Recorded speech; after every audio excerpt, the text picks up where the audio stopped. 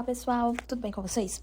Hoje nós vamos falar um pouco sobre os regimes específicos aplicados na nova reforma tributária. A reforma tributária tem como pretensão simplificar o sistema de tributação brasileiros, basicamente aglutinando em dois grandes conjuntos de impostos, o CBS, Contribuição sobre Bens e Serviços, que é um imposto federal, e o IBS, Imposto sobre Bens e Serviços, que já se torna um imposto estadual e municipal.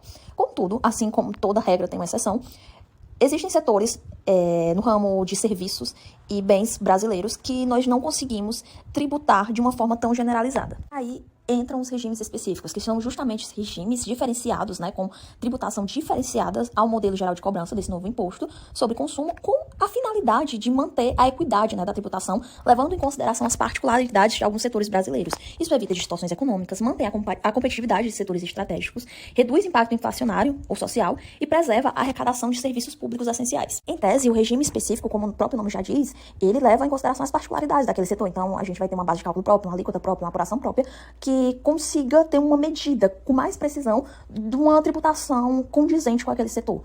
Qual é a função do regime específico? É tributar de forma igualitária, mas levando em consideração as particularidades de cada setor. Entre os setores que foram agraciados com esse regime, a gente pode citar aqui combustíveis, bancos, fintechs, planos de saúde, imobiliário, cooperativas, aviação, bares, restaurantes, hotéis, jogos de azar, loterias. E basicamente, cada um vai ter uma justificativa, mas no geral, essa justificativa se dá por você não conseguir ter uma medida ali muito precisa, levando em conta os parâmetros tradicionais que a gente tem para medir um imposto. E o tipo de regime ele vai variar de acordo com a especificidade de cada setor. Por exemplo, o combustível, ele vai ser por um valor fixo por litro. O imobiliário vai ser a receita total no ato de venda. Os bares e restaurantes vai ser uma alíquota diferenciada com regime simplificado. Jogos de azar, a gente vai ter uma tributação sobre prêmio ou arrecadação bruta. Para começar a entender um pouco como funciona o regime específico, vamos falar de base de cálculo, O que é a base de cálculo? A base de cálculo é o valor sobre o qual a alíquota do imposto ele vai incidir.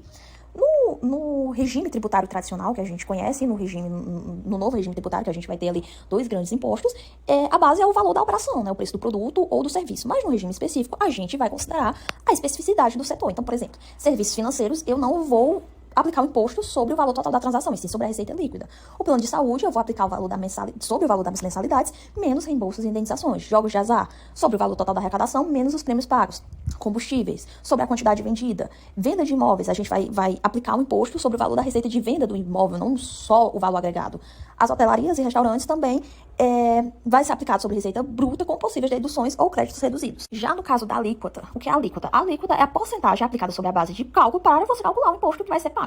No caso ali do regime tributário, ela vai ficando ali em volta de 25% a 27%, mas no regime específico a gente vai ter algumas particularidades, Por exemplo, a gente pode ter alíquotas reduzidas para setores como saúde, educação e transporte público, pode citar aqui produtos de cesta básica que vão ter alíquota zero, planos de saúde que vão ter alíquota prevista de 60% da alíquota padrão, algo em torno ali de 15%. Pode ser fixa por unidade, que aí vem a questão do combustível, que você pode ter ali um valor fixo por litro em vez de um percentual. Uniformes e nacionais, que são aplicadas em todo o país para garantir ali uma neutralidade federativa. E aí entra, como exemplo, combustíveis e planos de saúde. Aqui só dando uma relembrada, de sujeição passiva, que aqui a gente fala de quem, seja pessoa física ou pessoa jurídica, deve o imposto ao Estado. E aí a gente tem o sujeito passivo direto, que é quem realiza o fato gerador. Por exemplo, você compra um carro e paga o IPVA. Você mesmo gerou o fato gerador ali daquele imposto. Já um exemplo de sujeição passiva indireta é um ser, uma entidade que não praticou o fato gerador, mas ela foi encarregada de recolher o tributo. Um exemplo é uma empresa que retém o imposto de renda ali do funcionário. Não foi ela que gerou o fato gerador daquele imposto, mas ela está responsável por reter ele e transferir ele para o Estado. Vamos exemplificar tudo o que foi falado, Vamos considerar um hospital que ele presta serviço de cirurgia, exames, internações e ele atende tanto de forma particular quanto por meio de plano de saúde. Então, como esse hospital se enquadraria dentro do regime específico?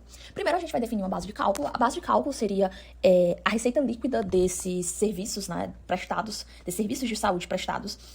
Essa receita líquida, quando a gente fala de receita líquida, a gente fala uma das receitas mais puras possível, que é tudo que foi recebido, mensalidades, pagamentos, menos as deduções que tiveram, por exemplo, repasse para terceiros, como prestadores de serviço, reembolsos e outras deduções. Isso faz com que haja uma redução da base tributável, Em seguida, a gente vai definir a alíquota.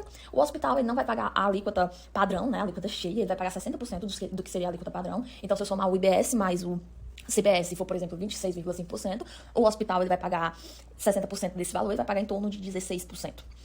Olhando o cálculo, a gente conclui que as vantagens desse regime específico para o hospital é uma carga menor que o regime geral, não tributa valores que não representam uma receita real e tem uma menor complexidade, né, da apuração. A gente tem uma apuração mais simplificada.